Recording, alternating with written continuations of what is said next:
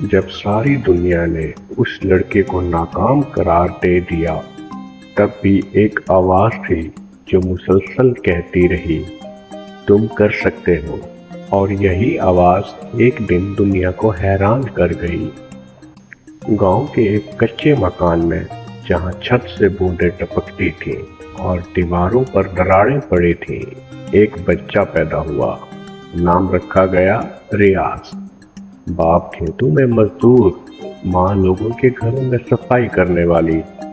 ریاض کا بچپن پتھروں، مٹی اور محرومیوں کے درمیان گزرا، مگر جب سب بچے کھیلنے جاتے، ریاض ایک پرانی سی کتاب اٹھا کر موم بتی کی روشنی میں بیٹھ جاتا۔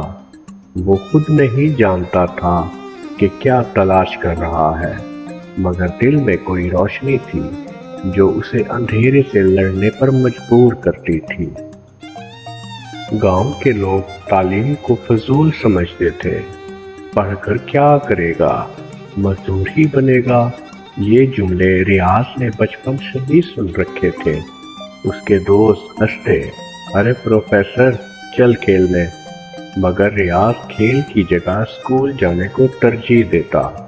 روزانہ وہ ننگے پاؤں کئی کلومیٹر دور شہر کے اسکول جاتا، دھوپ، مٹی، بھوک، سب کچھ برداشت کرتا، صرف اس امید میں کہ شاید ایک دن اس کی زندگی بدل جائے۔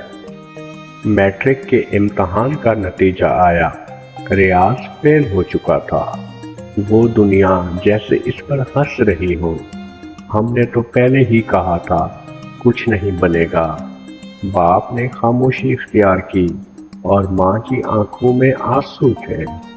ریاض نے خود کو کمرے میں بند کر لیا۔ 3 دن تک باہر نہ نکلا۔ پرانی کتابیں، سوال نامے، سب اس کے ارد گرد بکھرے تھے۔ اس کی آنکھوں میں مایوسی تھی، مگر دل کے کسی کونے میں ایک آواز اب بھی موجود تھی، ریاض کیا یہی تمہاری حد ہے؟ چوتھے دن ماں دروازہ کھول کر اندر آئی۔ اس نے ریاض کے کندھے پر ہاتھ رکھا اور کہا، بیٹا ہم غریب ضرور ہیں، پر تمہارے خواب بہت قیمتی ہیں۔ اگر تم ہار مان لوگے تو ہمارا سب کچھ ہار جائے گا۔ یہ الفاظ بجلی بن کر ریاض کے وجود میں دوڑ گئے۔